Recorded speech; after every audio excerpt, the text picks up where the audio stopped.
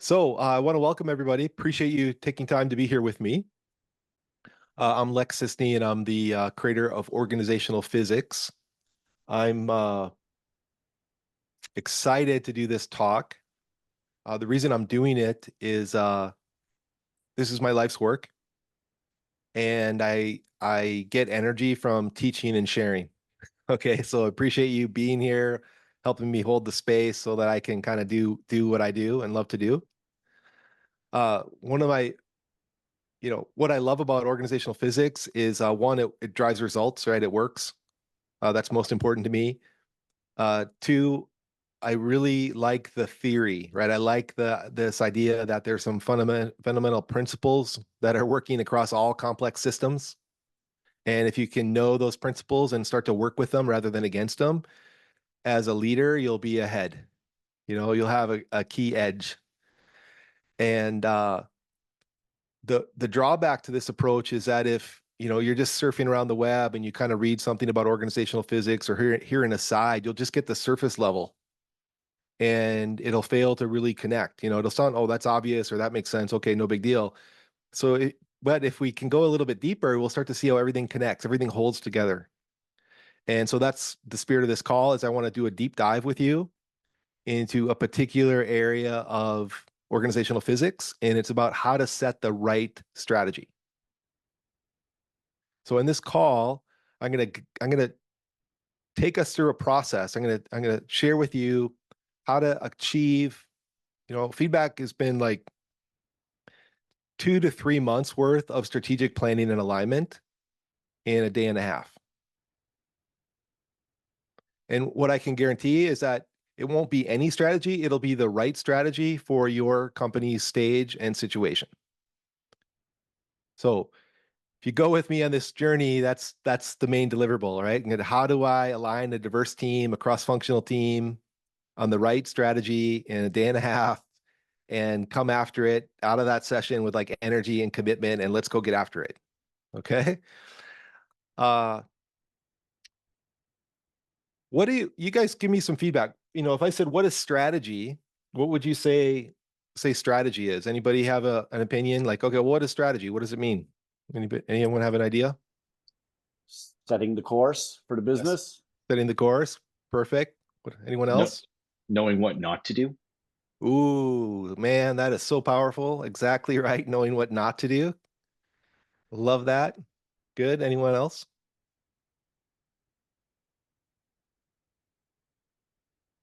Okay. I want to say that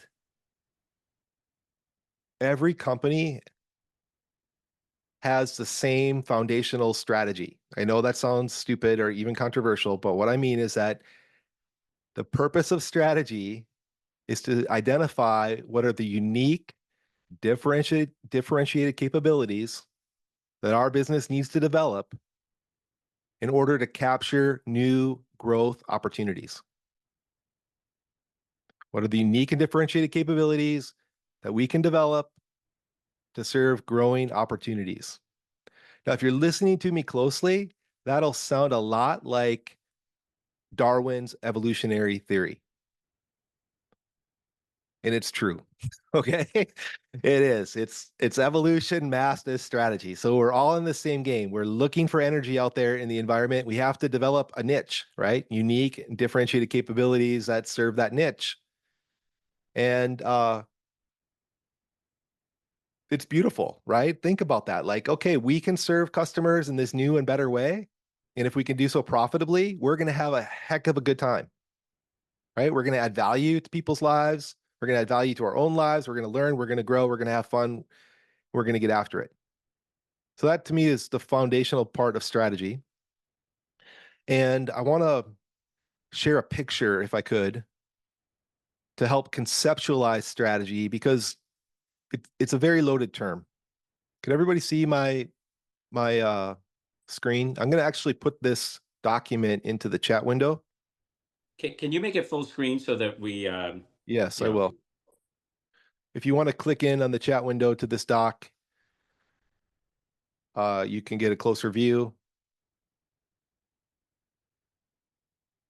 And here's a rocket. So the rocket is your company. Okay, and it's pointed somewhere. Hopefully it's pointed towards what's really inspiring for you and your team. You know, what's possible? Like, and this is a Jim Collins term, like the BHAG, right? We've all heard that by this point, a big, hairy, audacious goal. Okay. You can consider that your vision, your purpose. The reason you have a BHAG is it should up level our vision. You know, the old adage of two stone workers. You ask one, what are they doing? I'm pounding rocks. The other, what are you doing? I'm building a cathedral. Okay. That's kind of the idea behind a BHAG. That to me isn't strategy though. If we come down to the cone of the rocket, you're going to see a word called 3HAG. And the 3HAG is a 3-year highly achievable goal. 3-year highly achievable goal. So if you think of BHAG at the top, it's 10-year, 3HAG, 3-year. Now just tune in with me that 10 years pretty darn nebulous, right? Who knows? Okay. But 3 years, now we're in the realm of meaningful probability. Okay. And that's the idea of the 3HAG. This is a Shannon Susko term, which I like. And the idea here is that this is our rallying cry over the next, 3 years. To me, though, that's still not strategy. We got to go down a level into the belly of the rocket. And now here to me is where strategy really starts to come alive. So what I'm going to show you in this call is how to set the right stage dependent strategic imperatives for your business. Strategic imperative means this is a do or die initiative. It's going to take 1 to 3 years of intense, sustained focus and effort. 3 to 5 strategic imperatives, probably about right. Every strategic imperative is going to have one owner, one big implementer who drives the tactical execution of that imperative. You might hear other metaphors for an imperative like big rocks, swim lanes, strategic initiatives. Those are all fine, but the idea here is mission critical, must do, 3 to 5 total, one big implementer to own that imperative. I'm going to show you how to create these in an artful way with a diverse team and a team that may be in high conflict about what they should be.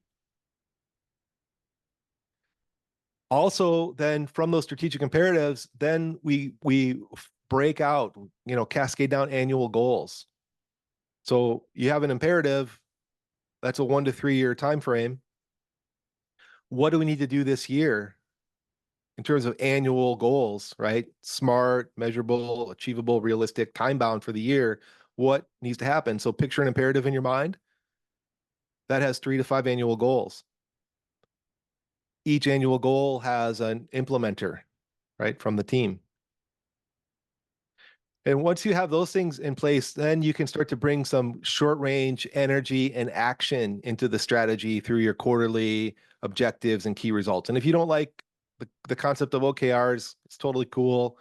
OKRs is just a new skin and an old concept of managing by objectives. Fundamentally, though, you want to bring energy to the strategy by cascading down, okay, if this is what we need to do this year, what needs to happen this quarter, what am I going to do, right, this week, this month to move that objective forward? Okay, I'm trying to build context for what I mean by strategy. Where I'm going to focus on this call today is around how to set the right strategic imperatives and annual goals. But also the best part about being on this call is that I'll answer your questions directly. So let me just pause here, tune in. Does anybody have any questions or anything you want me to make sure that I address? If you don't feel comfortable speaking out loud, you can certainly put it into the chat window. But is this all resonating? Are we on the right call? Yeah, go ahead, VJ. So one of the things that I haven't solved yet, and we've been working together for a couple of years now, and your work has been truly transformational. So I sit here with gratitude to the guru Lex, because he has really helped me and our 500-person company tremendously. So when I originally set the BHAGs, they were very financially driven. I'm a private equity backed company. It was like $1 trillion in credit card payment processing. That's what we do. And a Yeah. million merchants. And it was all this like, it was almost like budgetary stuff that private equity owners want. Yeah. But when I hear you talk about it here, I think, well, if it's really that kind of a BHAG and not a 3HAG, it's really in our case, we're a payments company, how to make payments disappear. Yeah. Beautiful. Love that. Okay. This is a really important concept. How many of you are in a VC or private equity backed company? Just quick show of hands. Even if you're not, you're going to get a lot of pressure that first and foremost strategy is to drive shareholder value. Okay. Hit the numbers. That's what we care about. Okay. All right. If you're a CEO, you got to manage that, but you can't fall prey to it. You can't succumb to that pressure. If you do, I believe you're going to fail unless you're on a very short exit plan. And by the way, I've seen many CEOs fail on, it doesn't matter. We're doing an 18-month exit, just, it doesn't often work like you think it will. So instead you want to tap into what would be really cool here. What's really inspiring. And if we were to achieve that, what might the financial picture look like? So instead of thinking finances first and budget first, when we're setting strategy, I want you to do the right thing for this company at this stage. And the budget and financial metrics will fall out of the right thing. Okay. I can talk more about that later, but mostly I want you to focus on what's cool here, what's creative, what would be a lot of fun, and focus on that, and the numbers will tend to take care of themselves. So you might also think about finances as a constraint, not the goal. Okay. I believe that the CEO cannot delegate setting strategy. Okay, it's one of the things they cannot delegate. Now, sometimes I create confusion when I say that, and I'm not saying that the CEO should sit in a vacuum and come up with strategy on a whiteboard by themselves. I'm saying that they cannot delegate the act of setting strategy. There's no way, because if this company zigs and the environment zags, sayonara, see you later. There's no amount of cultural work and other work and finance. It doesn't matter. Your company's going to die. So, Derek, you have a question? Yeah, Lex, we got two hands up. Just okay. FYI. Go ahead. Yeah. Let's start with Derek. Okay, thanks. We are a small employee-owned company, and actually we share the strategy making across the C-suite. So COO, CEO, CFO for the most part. Pros and cons to that versus your last statement? Yeah. So what I want to explain is that I believe there needs to be one role, okay, head of company. I actually, in my structures I create, I call it the role of head of strategic execution. And its job is to choose the right strategy and oversee the execution of that strategy. But notice how challenging that is. I'm going to answer your question in a little bit of a roundabout way. Forgive me, Derek. Okay. But let's tune into, let's say that you're that individual, you're that CEO. Let's tune in. What are some of the challenges that CEO is faced with? What are some of the big challenges of having the accountability to set the right strategy? Let me hear from the group. What are some of the challenges for CEO? You can go ahead, Derek, if you like. Yeah. Yeah, sure. So definitely in our particular case, it's a multi-hat role. So it's got BD, sales, technology development, as well as all of the business attributes of the CEO hat as well. Yeah. So that would be one area of challenge. Yeah. Great. Okay. So what I'm going to paraphrase what Derek said is okay, imagine that you're the CEO, you're the CEO, and there's all this conflict. Sales wants this thing. What does sales want, by the way? Most of the time, sales wants us to keep selling this core product at a better price and keep my commission plan going. What does operations want? If you gave your head of operations the job of setting strategy, what is that strategy going to look like? It's going to be very operationally focused, right? And if you gave it to your head of culture and talent, what's that strategy going to look like? It's going to be all about building culture and skills and learning and development. Yeah. So in our work together, what I want you to take away is that setting strategy must be participative. Okay. It's very, very participative process. I want the CEO offsite with the leadership group, that's usually 12 to 15 people. It's a cross-functional group. It's not just the sales team or the ops team. It's representative from sales, representative from ops, representative from culture, representative from engineering. Yeah. But one individual on that team needs to take ownership, accept the accountability of actually setting the strategy. And I'm going to show you how to get the team aligned on what the right decision is so that the job of the CEO is actually pretty easy, because the team has had a chance to understand and give feedback, give perspective, help shape the strategic decision. What I'm saying, though, is that one individual in that strategic execution role needs to accept it. Am I making sense, Linda? Okay. But that's like the huge challenge is there's all this diverse opinions about what it should be. So how do you harness that and make the right strategic decision? Another challenge is that let's say the CEO is off by 10 degrees. Well, over 3 years, you're 30% off, And the other challenge is that the team has to buy in and follow you, like follow that strategic direction. So if they're not fully believing or buying in, so you doesn't matter that you're right, So I want to show you how to harness all these inherent challenges and come out on the right side of this. But let me ask Ashley, she had a question. Yeah, so if you're starting your solo, I guess, company and Yep. you have like a consulting board, would Yep. that be your leadership team? And you wouldn't delegate this to someone on that team because they're more of a consulting role. So do you have, Yeah. oh, sorry. And then the other part is, do you have like a template with a successful company that has these with examples? Either Yes. that would be cool to see. Yeah, cool. Okay, so if you're a solopreneur, what I'm gonna say will really kind of only apply in like the big broad strokes. Like you don't have to go through this level of energy and effort to align the team, right? You can get perspective from your advisory board or consulting board, but you don't need to align them or things like that. So it'd be more towards an expansion stage company with key, they're probably funding, Series A, Series B, Series C, that kind of thing. But to answer your other question about the details, I actually have a tremendous amount of reference material here for everybody to get. So if you go to the chat window, and if you don't have access to the chat, you can click on that link and then come here to the Strategic Alignment Workshop Facilitator Guide. Click that link, and that's your home base, okay? That'll give you everything you need to take a group through a strategic alignment workshop.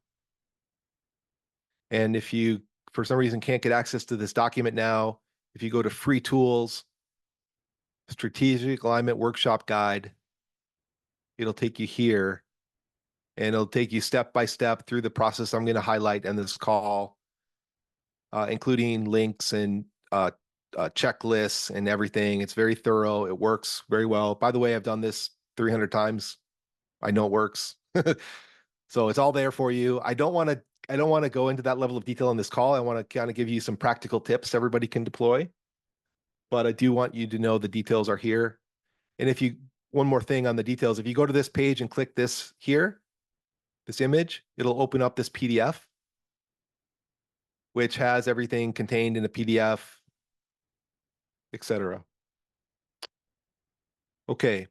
So now here's the big maybe one more thing. Okay, so in those links either in the PDF or on the webpage I showed you is like a working doc that you can use. You delete everything in yellow or you change everything out. There's like day 1 agenda, day 2 agendas in the PDF. There's examples of key themes and key questions. There's examples of how to set up the room and things like that. So all the details you could want are there. Everybody's cool. If I don't dive there, I'm going to focus on what really matters here. Okay. All right. Thank you. Great question. Okay. This is the most important picture I have to share, actually. And what is on the screen here is right out of the Agile retrospective textbook. Agile, as most of you know, is a way to build software It recognizes that software, like growing a business, is a creative endeavor. Okay. You can't plan it out. It's going to be change. You're going to have to react and respond to change. So tune in with me. This is really important. Most of us, and I used to do this early in my career, I used to show up into a meeting with my team, and I always felt like the smartest person in the room, even if I wasn't, and I knew the answer. Okay. And if you guys and gals would just like get it, we wouldn't have nearly the problems that we do. Okay. I mean, it was just arrogant and dumb, really. But I just like had this, I just knew, and it took me a while to learn, like, oh, I don't always know. And I don't need to be the smartest person in the room. And if I just relax and really listen more, I'm going to be a better leader, and I'm going to make better decisions, and people are going to feel heard and they're going to follow. Now, modeled in this 6-step process is, if you only take one thing away from this call, I want it to be this. If you can slow down a bit to get the team to shared insights, shared mental model, shared picture of the situation, then deciding what to do and getting after it as a team is super simple. It's usually very easy. But if you're like me and you show up like, I know what to do, let's go, and you skip these first steps in green, it is going to be like pulling teeth. No one's going to want to the conflicts will seem to increase, the disagreements will seem to increase, the opinions won't be resolved. Everybody will be like 5 fingers, not a fist. So just take that concept, like get the team to shared picture of reality. I'm going to show you how, and then the rest is easy. And we, as modern humans, I think we reverse that. We're like, let's get in and quickly decide what to do. And then you feel the entropy or the friction, the energy drain increase rather than decrease, and you're at odds, and it didn't work well. And man, this is frustrating. Did another question come in?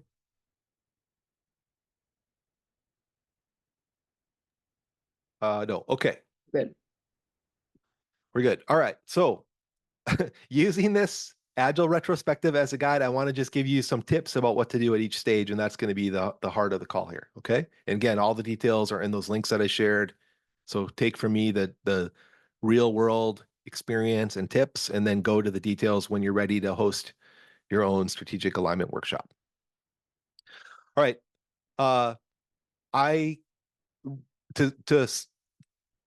Maybe there's a pre-step, which is to every company, I believe, needs to go off-site to do this work, and you need to be in person, unless it's just not possible.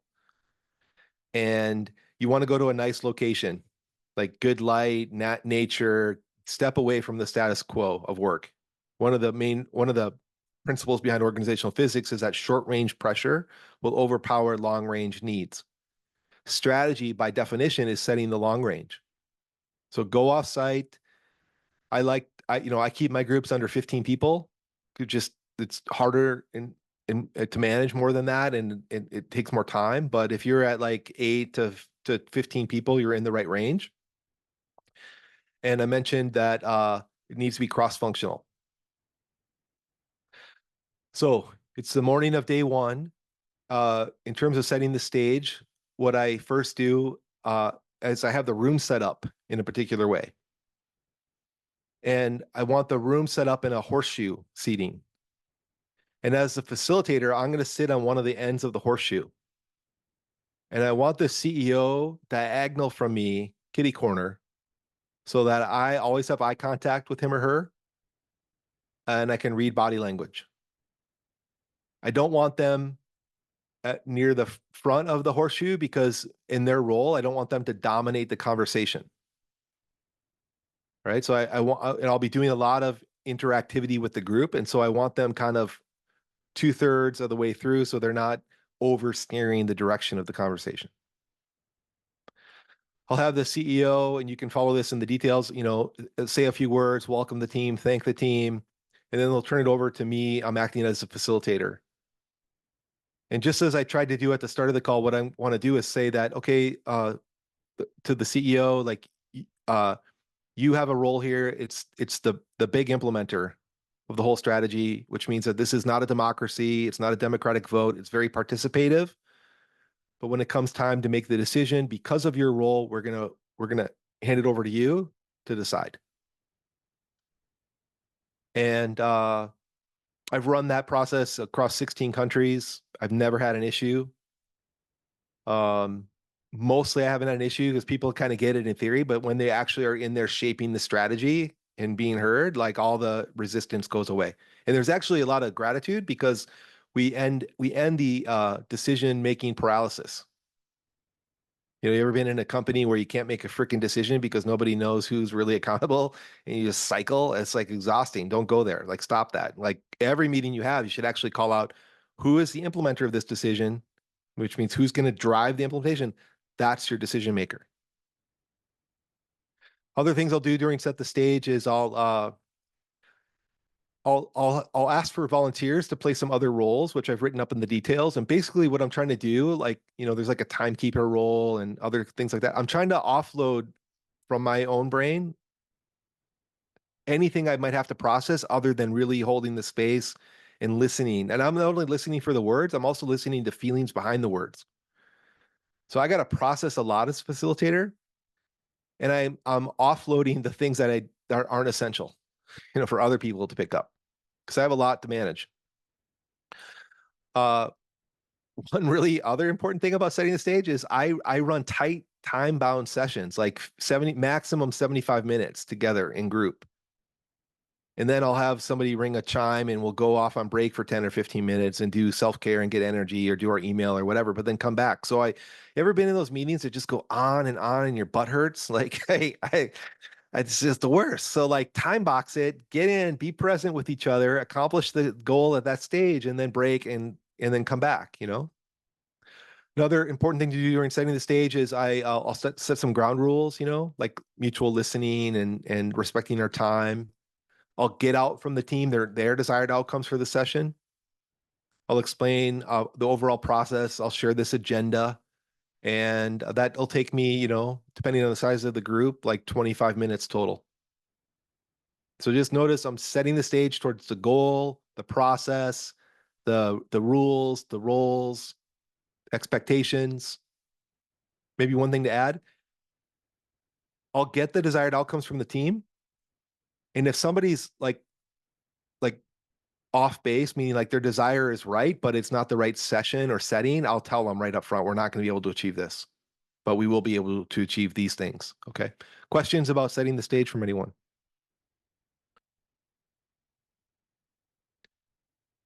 All right. That might seem like overkill. It's not. Trust me. Like, there's a saying, like, well begun is half done. Like, if you can set the stage up right and put some energy and intention there, like, it'll really help. Really help. Hey, Lex, I do have a question. Yeah. So, we have one of these coming up very, very shortly. So, we wanted to bring you, but you were booked that week, so you can't come, unfortunately, and we haven't cloned you yet. So, if someone on my team, my chief strategy officer, Kate, who's on this call, Yeah. if she is the moderator, but she also is a C-suite, how is that going to work? Yeah. Kate has to take off the other roles that she plays and really just be the facilitator for the group. And so let me paraphrase VJ's question is like, well, what if we don't have a third party facilitator? Can someone on the team be the facilitator? The answer is absolutely yes. I would say, though, don't make the mistake that I used to make of having the CEO also be the facilitator. Like, I know so many people who've tried it. I certainly tried it. It's first of all, it's really hard. Okay. Tune into the difference with me. The CEO's job is to put pressure on the system to evolve. The facilitator's job is to harness the collective wisdom and experience of the group and guide the team to the right outcome. So there's those like different frequencies, and when you co-join them, you lose both fundamentally. So someone else on the team can play the role of facilitator. That should be made clear up front during setting the stage. Kate's going to play the role of facilitator. And Kate can say like, yep, my job is to harness the collective wisdom and experience of the group and lead us to the right outcome.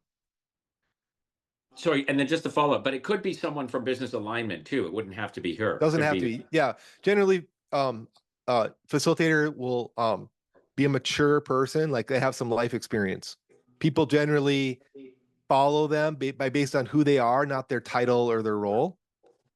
They need to be smart, a good listener. They can process a lot really fast, but they're not jamming things down. They're letting the group reach the conclusion. They don't have a vested interest in the conclusion. That's the hard part, actually, being an inside person, is you might have a very high vested interest in the conclusion, and you got to try to let that go. Good question. Okay, next step here, gather data. So let me say that we all interpret data differently, and that everyone on the team has a slightly different perspective on what's going on in the company. Fundamentally, when setting strategy, the data you need to gather in together and analyze together should be a SWOT analysis, because this is strategy. SWOT means you look at the company's internal strengths and weaknesses, as well as its external opportunities and threats. Now, SWOT's been around, I think, since the 50s. I think it's really strong in concept, but it's been very, very weak in implementation. And so if you've ever done a traditional SWOT analysis, it's like really hard to find the leverage points to make sense, make useful action out of the data. And so I've tried to innovate out of that. Okay, so you'll see on that strategic alignment PDF that I recommend you pre-gather information from the team for a SWOT analysis using a couple surveys. The first survey is called an entropy survey, and what you do is you join organizational physics. You can do a 30-day free trial, and you're going to create an entropy survey, and you're going to send it to every participant at the strategic offsite. And they fill out by 12 categories what they believe are the internal strengths and weaknesses of the company.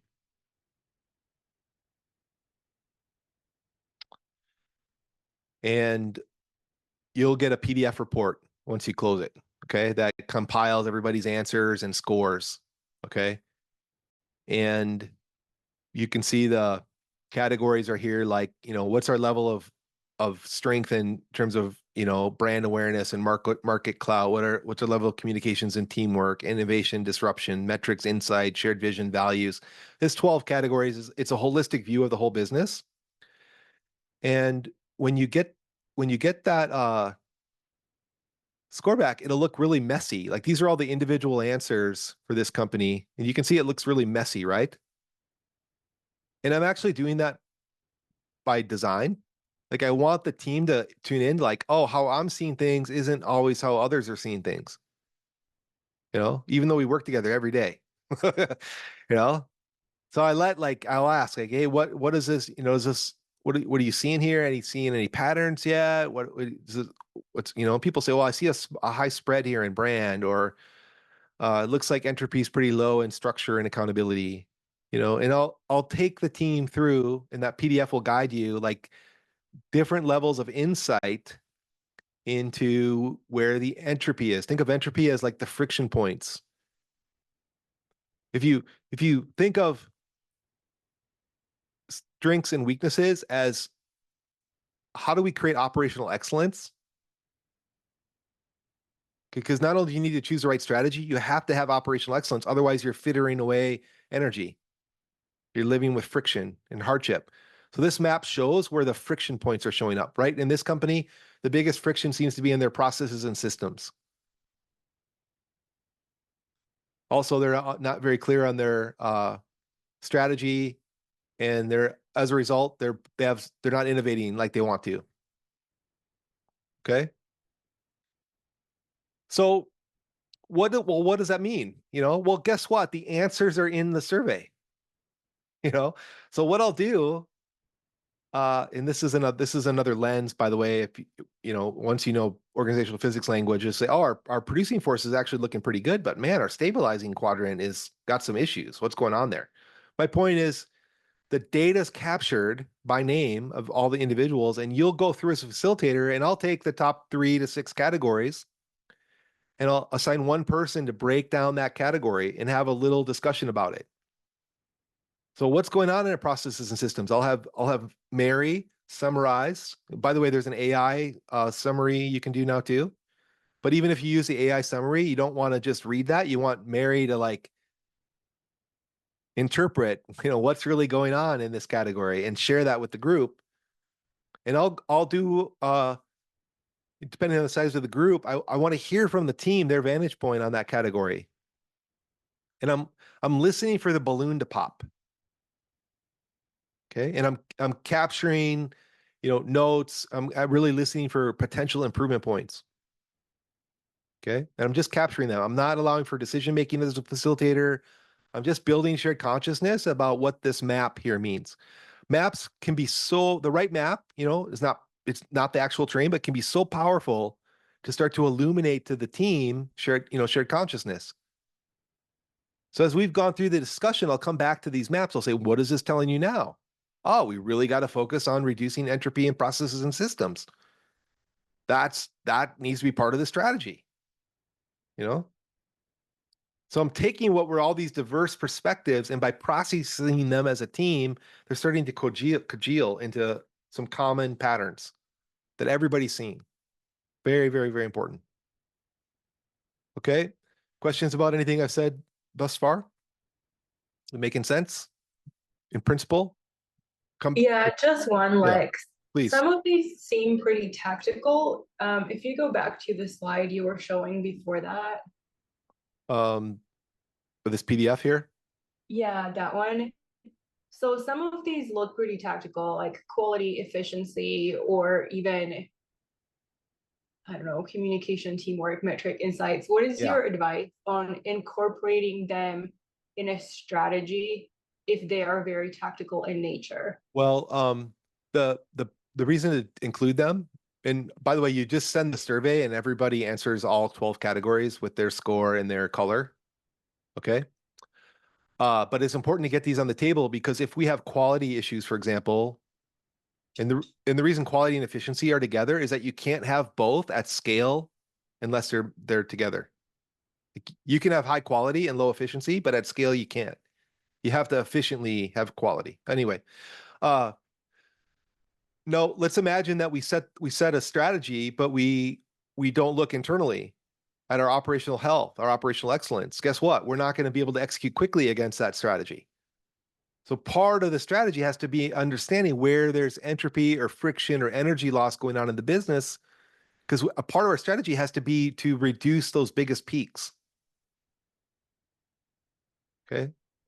So I would expect a strategic imperative out of this organization would be something around processes and systems.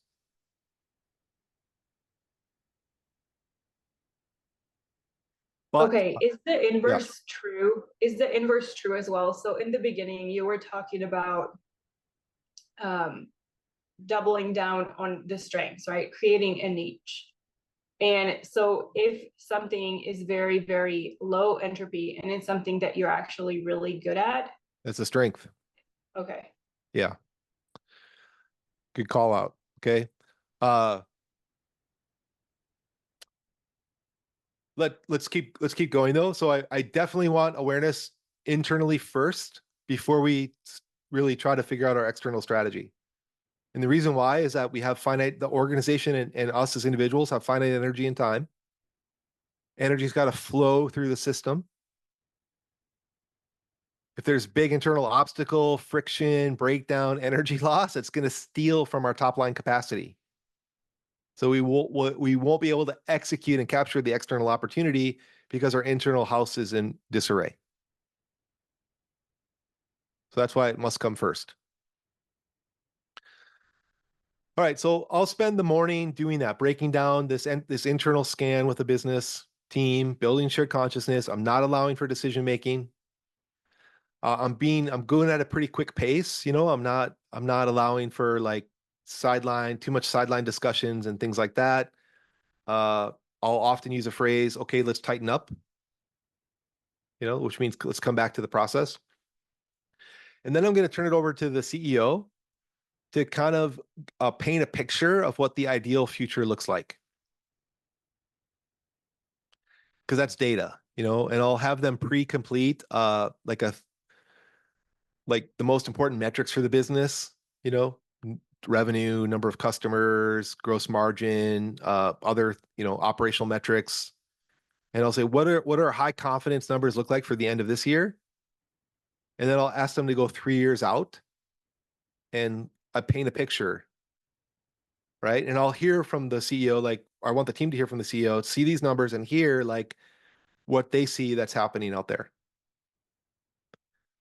And I'll allow for, some color feedback kind of, but I don't want a lot of debate there. I just want them to hear the CEO's vision about what's possible and what that would look like. Then I'm going to load up another map that the team did. And this is a survey called Top Level OKR Survey. And for me, strategy must be life cycle dependent. Just what that means is the strategy for a company that's nailing it for their core business is different than a company in scale. If you've ever been a parent, you wouldn't parent your 3-year-old like they're already 13. If you do, it's a disaster. Same thing. So this survey that was sent out, just like the entropy survey, I don't send this usually to all the participants. I'll send it to like the senior execs, maybe like 3 to 5 responses on this one. But you can see this company answered this survey and they all kind of believe there's some pretty high entropy, which means it's off this blue parabola. And that they're kind of in the late pilot, early nail it stage for this company. And the survey will also show you if we're embarking on a strategic execution folly, like a face plan or premature scaling or things like that. So it's a very powerful survey, but notice I'm building awareness with the team. And what I'll do is in session, I'll ask the team, like the average of this company's score, they had a new unit called new. On the board, on the screen, I'll actually put up using yellow Post-it notes, the company's core business, its new business. We could even put up different markets or product lines or things like that. And I'm trying to give the team a visual of where the business is at now, or any business units are at in their life cycle stage development. And it's really critical because I can get alignment there pretty easily. Like, yeah, we all agree. We took the survey. We agree. We debated. News probably here, So I know by law that this business, its strategy must be to reduce entropy get up to the parabola and systematize how it sells services and delivers, which means it nails it. And as we've gotten here, I've done some education on these terms, pilot it, nail it, scale it, on PSIU, on the characteristics of the different customer segments. All those are in the books. And videos, like it's not too hard, but I'm building context for the group. Really, really critical. Because if I can get alignment on where there's entropy and where we're at in our stage development, I'm not getting the strategy just kerplunks out like a pachinko ball down the machine. Dun, dun, dun, dun, dun, dun, dun. Oh, here's where we are. Must be our strategy. Sales gets it, ops gets it, culture gets it, R&D gets it. They get it. And just imagine if I haven't built the shared context, if I have skipped that step of map making with the team, forget it. Nobody's gotten off their stance. No one. So critical. Now, all I've done, I haven't made any strategic decisions yet, but what I've done is gotten alignment on the entropy map and this map, and we've heard from the CEO on the vision and the metric, the metrics. I'll now break the group into smaller groups. and go take this information. I'll set up an exercise for them. Like, hey, you go, based on everything you've heard, I want you guys to come back with your strategic imperatives and entropy reduction plan. And you can find the like an example exercise in the materials, the details I shared with you. But just notice I'm gone from the whole group together. Now I'm putting into pods. I want a good cross-functional mix on each pod. I'll assign a facilitator to each pod. I'll give them, it doesn't actually surprisingly take a lot of time, like 90 minutes total to go and put their plan together. So they have total carte blanche to put their plan together. The only thing I'm asking is that they use the data that we've gathered together so far. Okay. And now the teams come back, and I'll give them the floor for a little bit to present their thinking. Now everything's written up. Okay, I have this shared Google Doc that you make one for each pod, and they put their plan together. They come their best thinking, and they present it back to the group. I'm not asking them to be perfect, and I'll hear from each group, and then I'll reinforce for the day. That's day one.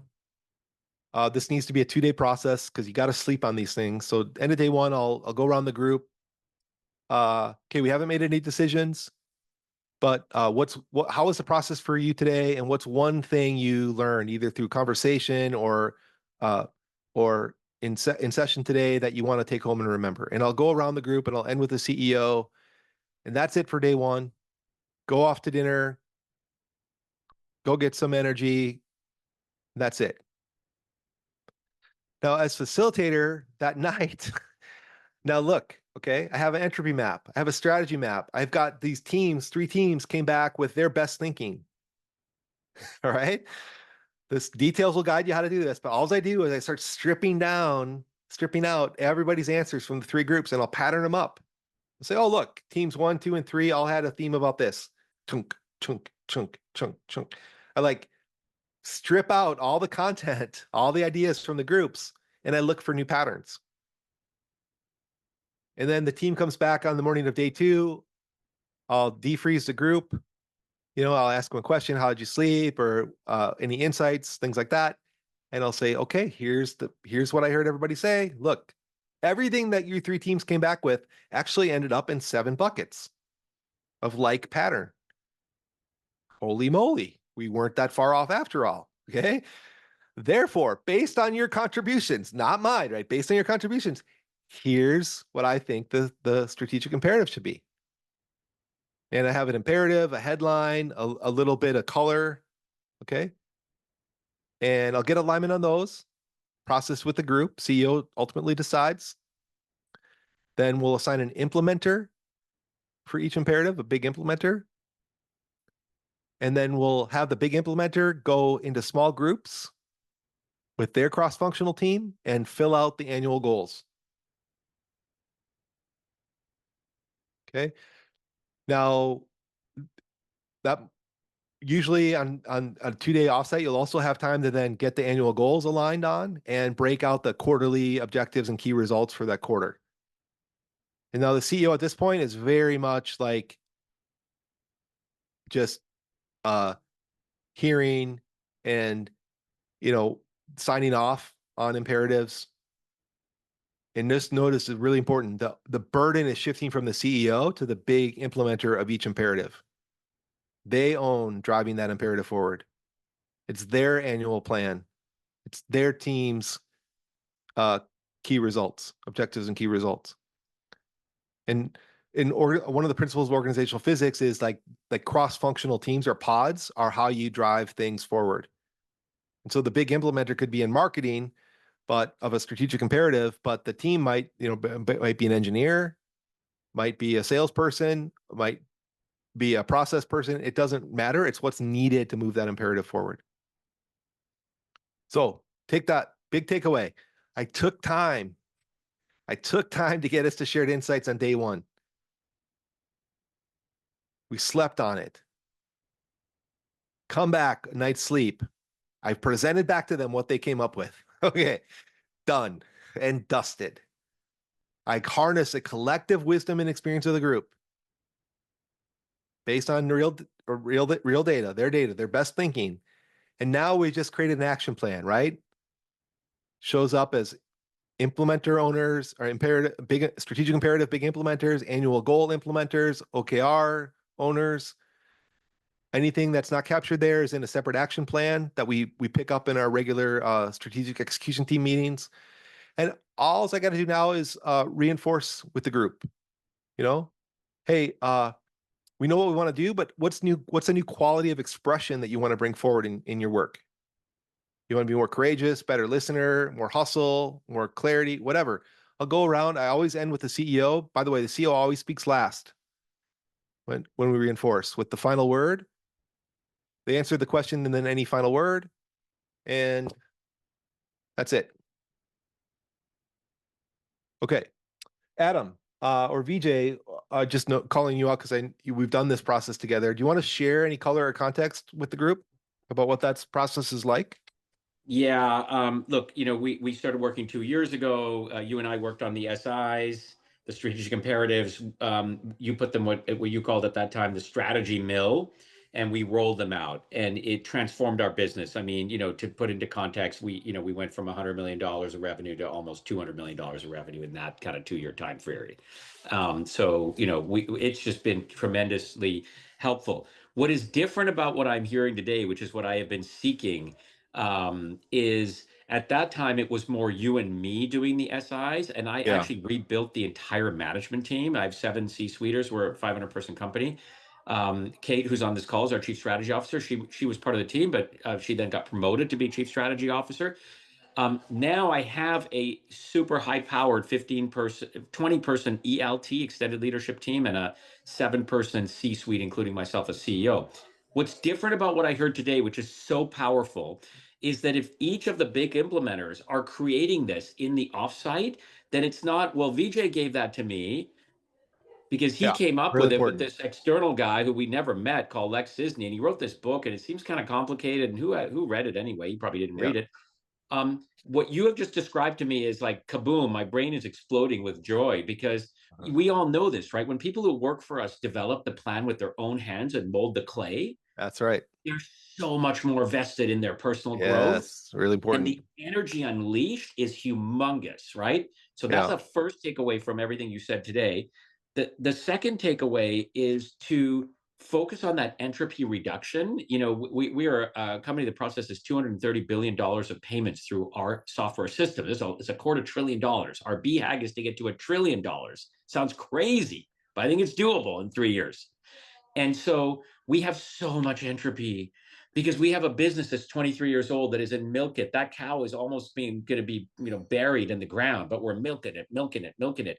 And the entropy is overpowering in that old cow, Bessie or Betsy or whatever her name might be in the field. And we got this new thing because our world is being turbocharged by innovation. And so that entropy reduction, man, I'm just like, we got to get that out on the table. And everyone has their personal faves, and they don't really talk about it. So to me, those are the 2 big things. Get those SI people to own it, create it in the meeting, and then let's have Entropy Reduction Act. Great. Love that reinforcement. Adam, when did we do our offsite? I was thinking about that. It's probably at least 7 years ago. Okay. You want to, any reflections or memories from that period? It was a trip down memory lane listening to you talk because it's like clockwork. 7 years ago to today, it's the same. And we just did all of those steps in order. And I remember the horseshoe, and I remember you saying things like, let's tighten up. It's a fantastic process, and I'm grateful for this refresher, but that was exactly it. Nice. That may be one more takeaway tip. If you're facilitating, use the authority of the process, not your personal authority. Okay. So if you can lay out, get their desired outcomes, lay out the basic process, then you reference that as your authority as a facilitator. You don't reference my opinion or my title or anything like that. It's a subtle but really important thing. All right. Any other questions from anybody? Will you have me? Okay. Yeah. Sorry. You had a question? Yes. Hi. Hi. This was really cool. I have a question about like when you just now you were like, so you take all of the data from day one and then you shape the strategic imperatives. So Yeah. that's something you're doing and then you're presenting it to the group. Yes. Is that, did I get that right? You So did hear that. you're coming up with that. Yeah. The reason why is it'll take too long to workshop that as a group.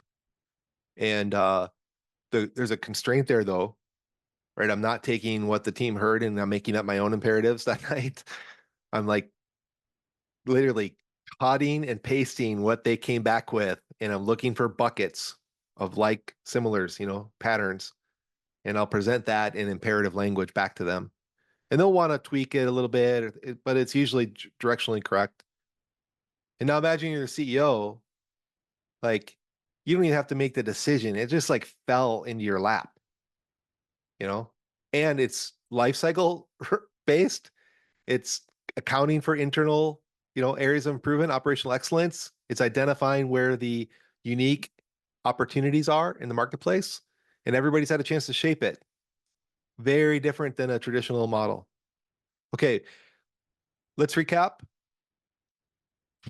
Strategy is the most important thing, I believe, because if it's all about where's the growth in the market, where's the opportunities, and if you are slow or off, it's not going to be fun and you're going to struggle as a company. Slow down enough to build mental models, shared picture of reality with the team, and then decision making is really easy. Okay, appreciate everybody's time. Thank you so much. Really grateful for everybody's presence and participation.